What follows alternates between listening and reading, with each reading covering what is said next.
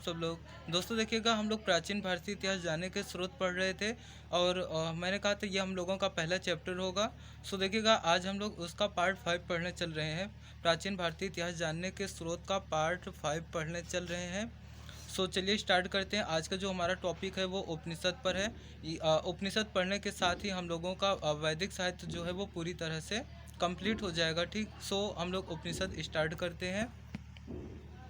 So guys, यहाँ पर देखिएगा, जो उपनिषद है, उपनिषद जो है वो 3 शब्दों से मिलकर बना हुआ है। उपनिषद 3 शब्दों से मिलकर बना हुआ है। अगर हम लोग इसका संधि विच्छेद करते हैं तो उप होता है, और एक पार्ट हो गया नि, और एक पार्ट हो गया सद, यानी उपनिषद। ठीक, और उप का मतलब क्या होता है? समीप। उप का मतलब क्या होता है? समीप। नि मतलब निष्ठापूर्वक, नि मतलब क्या हो गया? निष्ठापूर्वक। और सद, सद मतलब क्या हो गया? बैठकर। ठीक, यानी किसके समीप निष्ठापूर्वक बैठकर? तो आप कहेंगे गुरु के समीप। किसके समीप? गुरु के समीप, यानी गुरु के समीप निष्ठापूर्वक बैठकर वेदों का अध्ययन करना ही क्या कहलाता है? उपनिषद कहलाता है। सो बहुत ही सिंपल है। आप लोगों को उपनिषद का संधि विच्छेद पता हो गया है। उप हो गया, नि हो गया, सद। उप मतलब होता है समीप, नि मतलब निष्ठापूर्वक, सद मतलब बैठकर। यानी गुरु के समीप निष्ठापूर्वक बैठकर वेदों का अध्ययन करना ही क्या कहलाता है? उपनिषद कहलाता है। बस हो गया, इतना सिंपल इंट्रोडक्शन हुआ उपनिषद का। अब देखते हैं इसमें जो खास बातें हैं उपनिषद का, हम लोग उसको समझते हैं। सो चलिए वन बाय वन करके समझते हैं। हाँ, सबसे पहले यहाँ पर देखिएगा, उपनिषद, उपनिषद को क्या कहा गया है? वेदांत। अगर आपसे पूछा जाए वेदांत किसे कहा जाता है, तो आप कहेंगे उपनिषद को। क्योंकि अगर आप याद करें तो जो वैदिक साहित्य था, वैदिक साहित्य में हम लोगों ने सबसे पहला टॉपिक स्टार्ट किया था वेद। उसके बाद क्या स्टार्ट किया? ब्राह्मण ग्रंथ। उसके बाद आरण्य ग्रंथ, और ये लास्ट में क्या है? उपनिषद। यानी उपनिषद को क्या कहा गया है? वेदांत कहा गया है। इसे वेदों का अंत कहा गया है। अगर आपसे पूछा जाए कि संपूर्ण उपनिषदों की संख्या कितनी है, तो आप कहेंगे 108 है। अगर आपसे पूछा जाए संपूर्ण उपनिषदों की संख्या कितना है, तो तब आप बताएंगे 108 है। यहाँ पर देखिएगा, उपनिषद में अगर आपसे पूछा जाए कि किसका उल्लेख किया गया है, तो आप क्या कहेंगे? उपनिषद में दार्शनिक शिक्षाओं और मोक्ष प्राप्ति के मार्गों का भी विवरण प्रस्तुत किया गया है। ठीक है, तो यहाँ पर उपनिषद में किसका उल्लेख किया गया है? दार्शनिक शिक्षाओं और मोक्ष प्राप्ति के मार्गों का विवरण प्रस्तुत किया गया है। यहाँ पर ये पॉइंट थर्ड वाला जो है वो बहुत ही इंपॉर्टेंट है। यूपीपीसीएस में 2002 में यहाँ से सीधे ही एक क्वेश्चन पूछा गया था। मैं आप लोगों को दिखा रहा हूँ। यहाँ देखिएगा गाइज, यहाँ पर देखिएगा, ये क्वेश्चन आया था यूपीपीसीएस 2002 में। यहाँ पर पूछा गया था उपनिषद पुस्तकें हैं, उपनिषद पुस्तकें किस पर हैं? ऑप्शन दिया है धर्म पर, योग पर, विधि पर और दर्शन पर। अगर आप ध्यान दिए हो तो अभी हम लोगों ने पढ़ा थर्ड पॉइंट में, उपनिषदों में दार्शनिक शिक्षाओं और मोक्ष प्राप्ति के मार्गों का विवरण प्रस्तुत किया गया है। यानी यहाँ पर क्या होगा? हमारा जो ऑप्शन है वो ऑप्शन नंबर डी सही होगा, क्योंकि उपनिषद में किस पर? दार्शनिक शिक्षाओं यानी दर्शन पर बताई गई हैं, इसका उल्लेख किया गया है। ठीक, तो सही ऑप्शन जो होगा वो डी होगा। सो चलिए आगे बढ़ते हैं। यहाँ पर देखिएगा, जो फोर्थ पॉइंट है हम लोगों का, यहाँ पर जो फोर्थ पॉइंट है वो है उपनिषद काल के राजा। उपनिषद काल के राजा कौन थे? अश्वपति थे। उपनिषद काल के राजा कौन थे? अश्वपति थे। और वो कहाँ के शासक थे? वो कहाँ के शासक थे? केकई के शासक थे। केकई एक राज्य था, वहाँ की ये क्या थे? शासक थे। सो फोर्थ पॉइंट आप लोगों को याद होना चाहिए। पूछ सकता है कि उपनिषद काल के राजा अश्वपति जो थे वो कहाँ के शासक थे, तब आप सिंपली कहेंगे वो केकई के शासक थे। अभी आप देख ही रहे हैं, यहाँ से क्वेश्चन यूपीपीसीएस 2002 में पूछा है। एक क्वेश्चन पूछा है तो हमें हर एक टॉपिक क्या करना है? डिटेल में पढ़ कर रखना है, उसे समझना है, बहुत ही अच्छे से समझना है, फोकस करना है उस पर। ठीक है, सो चलिए आगे बढ़ते हैं। हाँ, यहाँ पर देखिएगा, मुंडोक उपनिषद, उपनिषद आपको बताया गया कुल कितने उपनिषद हैं? 108 उपनिषद हैं। सो यहाँ पर समझिएगा कि उन उपनिषदों में एक उपनिषद है मुंडोक उपनिषद। यहाँ पर देखिएगा, जो मुंडोक उपनिषद है, इसके अनुसार अगर हम बात करें तो संपूर्ण उपनिषदों की संख्या कितनी है? 108, जो कि अभी आपको बताया गया कि संपूर्ण उपनिषदों की संख्या कितनी है? 108 है। लेकिन यहाँ पर समझने वाली बात यह है कि जो प्रमाणिक उपनिषदों की संख्या है, क्या वो भी 108 है? तो नहीं। यहाँ पर ध्यान दीजिएगा, प्रमाणिक उपनिषदों की संख्या केवल 12 है। प्रमाणिक उपनिषदों की संख्या कितना है? केवल 12 है। यहाँ पर एक चीज़ और ध्यान दीजिएगा, शंकराचार्य ने, आदि गुरु शंकराचार्य ने 10 उपनिषदों को ही क्या माना है, प्रमाणिक माना है। अगर आपसे ऑप्शन में पूछता है कि शंकराचार्य के अनुसार उपनिषदों की संख्या कितनी है, ऑप्शन देता है 10, 12, 108 और मान लीजिए 15 देता है, तो आप क्या टिक करेंगे, 10 करेंगे। ठीक। अगर आपसे ऑप्शन में ये पूछता है कि मान लीजिए क्वेश्चन पूछता है प्रमाणिक उपनिषदों की संख्या कितनी है, ऑप्शन में 10, 12, 15, 108 देता है, तब आप क्या टिक करने वाले हैं, 12, क्योंकि प्रमाणिक उपनिषद की संख्या 12 है। लेकिन आपसे पूछा जाए संपूर्ण उपनिषद की संख्या कितनी है, तब आप क्या कहेंगे, 108 है। सो चलिए गाइस, हम लोग क्या करते हैं, केवल प्रमाणिक उपनिषद यानी 12, इन 12 उपनिषद के बारे में थोड़ा थोड़ा जानते हैं। सो देखिएगा, जो हमारा पहला उपनिषद है, पहला उपनिषद क्या है, ऐत्रेय, ऐत्रेय उपनिषद हो गया। दूसरा है कौशितकी उपनिषद, तीसरा है ईश उपनिषद, चौथा है बृहदारण्यक। यहाँ पर ग्रंथ की जगह उपनिषद कर लीजिएगा, यहाँ पर आप लोग ग्रंथ की जगह क्या कर लीजिएगा, उपनिषद कर लीजिएगा। ठीक है। सो बृहदारण्यक उपनिषद हो गया। इसके बाद क्या है, श्वेताश्वर उपनिषद हो गया 5 नंबर पर। 6 हो गया मैत्रेय उपनिषद, 7th हो गया तैत्रीय उपनिषद, 8 नंबर पर हो गया कठ उपनिषद, 9th हो गया छांदोग्य उपनिषद, और 10 नंबर पर है मुंडोक उपनिषद, 11 पर है मांडूक्य उपनिषद, और 12 पर है क्या, प्रश्नोप उपनिषद। ठीक है, प्रश्नोपनिषद उपनिषद है। सो गाइज, यहाँ पर देखिएगा 12 उपनिषद है। इसमें से हमें सिर्फ जो अभी के लिए ध्यान देना है, क्या ध्यान देना है, तो उसको समझिएगा। यहाँ पर सिर्फ इतना आप लोगों को ध्यान देना है कि जो पहला और दूसरा, जिसे मैंने वाइट कलर से किया हुआ है, तो यहाँ पर देखिएगा पहला और दूसरा जो उपनिषद है वो सिर्फ और सिर्फ ऋग्वेद में इसका उल्लेख मिलता है। कहाँ पर मिलता है, ऋग्वेद में। यानी ऐत्रेय उपनिषद और कौशितकी का संबंध किस वेद से है, ऋग्वेद से। और जो रेड कलर से लिखा गया है ईश, बृहदारण्यक, श्वेताश्वर, मैत्रेय, तैत्रीय और कठ उपनिषद, तो आप लोगों को सीक्वेंस याद होगा, ऋग्वेद, यजुर्वेद, सामवेद और अथर्ववेद। यानी व्हाइट वाले क्या हो गए, ऋग्वेद के, रेड वाले हो गए यजुर्वेद के, और ये जो हल्के ग्रीन कलर में है येलो कलर में है, ये छांदोग्य उपनिषद, ये है ऋग्वेद के बाद आता है यजुर्वेद, और उसके बाद आता है सामवेद। यानी छांदोग्य उपनिषद किस वेद का है, सामवेद का है। ठीक है।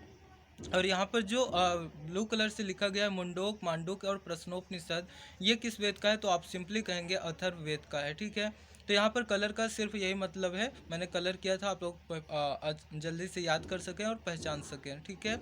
सो चलिए आगे बढ़ते हैं।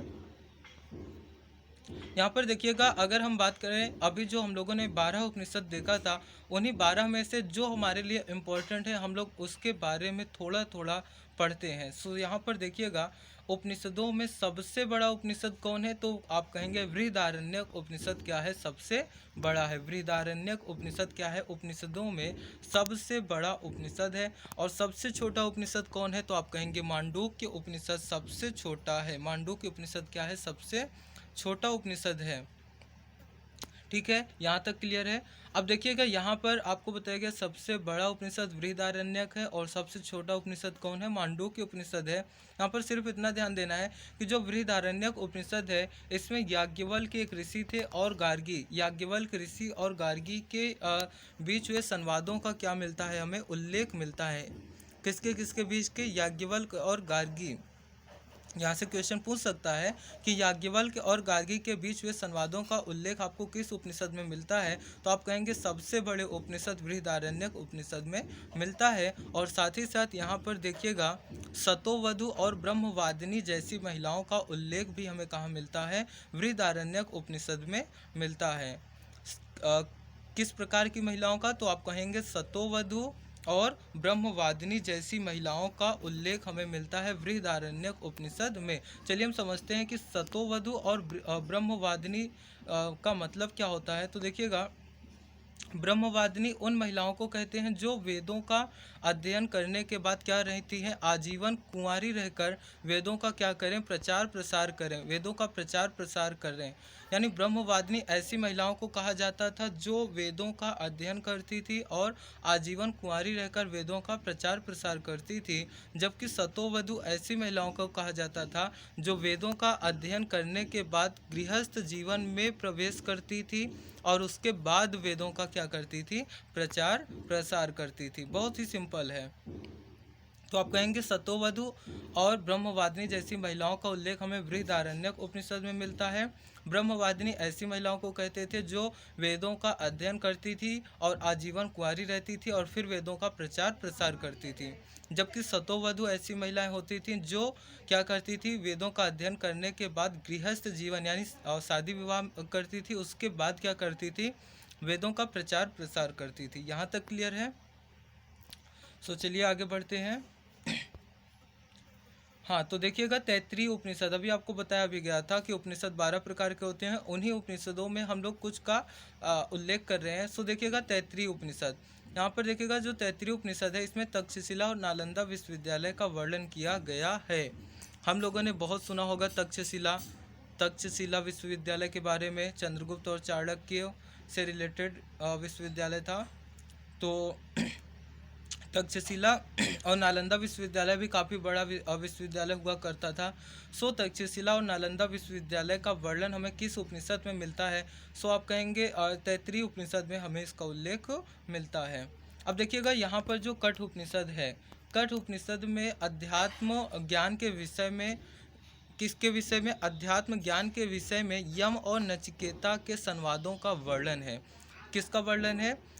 अभी आपने देखा था याज्ञवल्क्य ऋषि और गार्गी के संवादों का वर्णन था किसमें? बृहदारण्यक उपनिषद में। जबकि यम और नचिकेता के संवादों का वर्णन कहाँ है? कठ उपनिषद में है। और किस विषय में है? तो आप कहेंगे अध्यात्म ज्ञान के विषय में इन दोनों के संवादों का हमें क्या मिलता है? वर्णन मिलता है। ठीक है, सो ये इतना इजी है। अब हम लोग आगे बढ़ते हैं। देखिएगा उपनिषदों में सर्वप्रथम जाबलो उपनिषद में चारों आश्रमों का उल्लेख मिलता है। बस इतना सा ही समझना है। उपनिषदों में सर्वप्रथम कौन सा उपनिषद? जाबलो उपनिषद। और इसी जाबलो उपनिषद में हमें क्या मिलता है? चारों आश्रमों का उल्लेख मिलता है। कल आप लोगों को चारों आश्रमों के बारे में बताया गया था कि कब गृहस्थ है, कब ब्रह्मचर्य है और कब वानप्रस्थ है, कब संन्यास है। ठीक, और आप लोगों को याद हो अगर वो वाला वीडियो आप लोगों ने देखा हो तो उसमें बताया गया था कि सर्वप्रथम हमें आरण्यक ग्रंथ में, सर्वप्रथम कहाँ? आरण्यक ग्रंथ में हमें क्या मिलता है? चारों आश्रमों का उल्लेख मिलता है। लेकिन अगर हम लोग उपनिषद की बात करें, उपनिषदों में सर्वप्रथम किस उपनिषद में? तब आप कहेंगे जाबलो उपनिषद में। ठीक है, ठीक है, यहाँ तक क्लियर है। सर्वप्रथम जाबलो उपनिषद में क्या मिलता है? हमें चारों आश्रमों का उल्लेख मिलता है। सो चलिए आगे बढ़ते हैं। हाँ, यहाँ पर देखिएगा छांदोग्य उपनिषद में श्री कृष्ण के गुरु का नाम क्या बताया गया है? घोर अंगिरस बताया गया है। श्री कृष्ण के गुरु का नाम क्या बताया गया है? घोर अंगिरस ऋषि बताया गया है। और श्री कृष्ण को देवकी और वासुदेव का पुत्र बताया गया है, जैसा कि हम लोग बचपन से सुनते आ रहे हैं। जो भगवान श्री कृष्ण थे उनके गुरु का नाम क्या था? घोर अंगिरस ऋषि था। ऐसा किस उपनिषद में बताया गया? तो आप कहेंगे छांदोग्य उपनिषद में। और श्री कृष्ण, भगवान श्री कृष्ण जो थे वो देवकी और वासुदेव के पुत्र थे, ऐसा भी किस उपनिषद में बताया गया है? छांदोग्य उपनिषद में बताया गया है। यहाँ तक क्लियर है।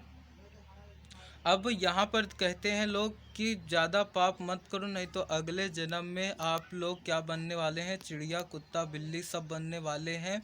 सो यहाँ पर समझिएगा, इन जो पुनर्जन्म के सिद्धांतों का वर्णन होता है, हम लोग गांव में भी अक्सर सुनते हैं, वो किस उपनिषद में है? छांदोग्य उपनिषद में है। यह जानकारी आप लोगों को शायद बहुत अच्छी लगे क्योंकि हम लोग बचपन से सुनते आए हैं। सो यहाँ पर देखिएगा पुनर्जन्म के सिद्धांतों की व्याख्या कहाँ की गई है? छांदोग्य उपनिषद में की गई है। ठीक, आगे बढ़ा जाए। चलिए देखिएगा यहाँ पर यह इम्पोर्टेंट है। मुंडोक उपनिषद में निम्न वचनों का हमें उल्लेख मिलता है। किन किन वचनों का उल्लेख मिलता है इसको समझिएगा। जो सत्यमेव जयते हम लोग लिखा देखते हैं।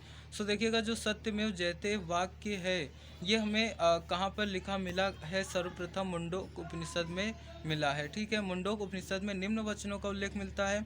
कौन कौन से वचन है? तो यहाँ पर देखिएगा सत्यमेव जयते, हमें सत्यमेव जयते का उल्लेख मिला है मुंडोक उपनिषद में।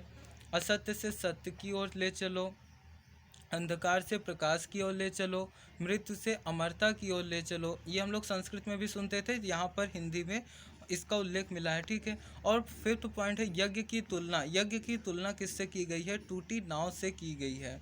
मुंडोक उपनिषद में यज्ञ की तुलना टूटी नाव से की गई है। बस इतना ही पढ़ना है, समझना है। से यहाँ पर मुंडोक उपनिषद में निम्न वचनों का उल्लेख मिलता है। किन किन?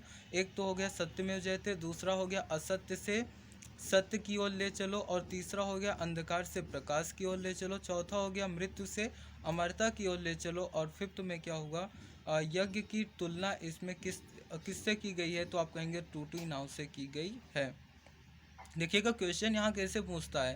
क्वेश्चन ऐसे पूछ सकता है कि यज्ञ की तुलना टूटी नाव से की गई है, किस उपनिषद में इसका उल्लेख मिलता है? आपको ऑप्शन दे दिया मुंडोक उपनिषद, मांडूक्य उपनिषद, बृहदारण्यक उपनिषद, कठ उपनिषद। जब आप पढ़े रहेंगे डिटेल में तभी तो आप बता पाएंगे ना कि किस उपनिषद में इसका उल्लेख मिलता है। अब ऐसा नहीं कि आपने 12 उपनिषद के सिर्फ नाम याद कर लिए और अपने आप को बहादुर समझ रहे हैं, अरे वाह मुझे 12 उपनिषद के नाम याद हो गए। अब 12 उपनिषद के बारे में जो खास था उसको आपने पढ़ा ही नहीं, तो आप कहाँ से क्वेश्चन कर पाओगे? फिर आप कहोगे कंपटीशन बहुत हाई लेवल का था, मैंने इतना डीपली पढ़ा था तब भी मैंने क्वेश्चन अटेम्प्ट नहीं कर पाया। सो थोड़े ही ज्ञान को हम लोग बहुत ही डीपली मान लेते हैं, जो कि गलत बात है। पहले तो हम लोगों को अपने ऊपर बिलीव करना होगा, ट्रस्ट करना होगा कि जितना ज़्यादा से ज़्यादा नॉलेज हम गेन कर सकते हैं उतना हम करेंगे। ठीक है, तो मैं भी कोशिश यही कर रहा हूँ कि आप लोगों को अपना बेस्ट दे सकूँ और ज़्यादा से ज़्यादा नॉलेज क्या कर सकूँ, शेयर कर सकूँ। इसीलिए मैं कोशिश यही करता हूँ कि थोड़ा आप लोगों को डिटेल में पढ़ाया जाए, ताकि जो वनडे एग्ज़ाम है वो तो आप लोग बाएं हाथ का खेल रहे चलते फिरते उससे क्या कर सकें, निकाल सकें। बस आप लोगों को करना क्या है, डेली का डेली वीडियो देखना है, डेली का होमवर्क इसे समझकर याद करते चलना है, और जैसे ये कंप्लीट होता है हिस्ट्री, हम लोग आगे और भी सब्जेक्ट को टच करेंगे। फिलहाल यहाँ पर और आगे हम लोग बढ़ते हैं। देखिएगा ये पॉइंट बहुत ही इम्पोर्टेंट है, यहाँ पर से क्वेश्चन 100% बनना ही चाहिए।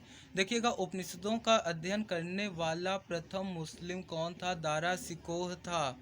अगर आपसे पूछा जाए उपनिषदों का अध्ययन करने वाला प्रथम मुस्लिम कौन था, आपको 4 ऑप्शन दे दिया गया। अब आप यहाँ पर अगर ध्यान से सुने रहेंगे तो ऑप्शन आप टिक कर सकते हैं, दारा सिकोह। यानी उपनिषदों का अध्ययन करने वाला प्रथम मुस्लिम कौन था? दारा सिकोह था। वह किसके शासन काल में था? तो आप कहेंगे शाहजहां के शासन काल में था। ठीक है, ये भी पूछ सकता है वह शाहजहां के शासनकाल में कितने उपनिषदों का? 52 उपनिषदों का। ये भी क्वेश्चन हो सकता है, 52 उपनिषदों का। किसके सहयोग से? काशी के विद्वानों के सहयोग से। किस भाषा में? फारसी भाषा में अनुवाद करवाकर उसका शीर्षक क्या रखा? सिर ए अकबर या सिर अल असरार रखा। सो यहाँ पर भर भर कर क्वेश्चन बन सकते हैं। पूछा जाए कि उपनिषदों का अध्ययन करने वाला प्रथम मुस्लिम कौन था, तो आप कहेंगे दारा सिकोह था। और वह किसके शासन काल में था, तो आप कहेंगे शाहजहां के। या ये पूछा गया आपसे कि उसने कितने उपनिषदों का फारसी भाषा में अनुवाद किया? 52 उपनिषदों का। ठीक है, या यूं क्वेश्चन पूछता है कि मान लीजिए ऐसे आपसे कहा गया कि दारा सिकोह प्रथम मुस्लिम व्यक्ति था जिसने उपनिषद का अनुवाद किया। फिर आपको दे दिया किस भाषा में किया? फारसी, अंग्रेजी, संस्कृत। मतलब आप लोगों को कई ऑप्शन दिया, तो आप क्या टिक करेंगे? फारसी। ठीक, और उसका शीर्षक क्या रखा? तो आप कहेंगे सिर ए अकबर या सिर अल असरार रखा। बहुत ही सिंपल है, यहाँ इस पॉइंट को आप लोग ज़रूर याद रखिएगा। ठीक है, तो उपनिषद जो टॉपिक है वो कंप्लीट होता है। हम लोग आगे मिलेंगे नेक्स्ट वीडियो में, तब तक के लिए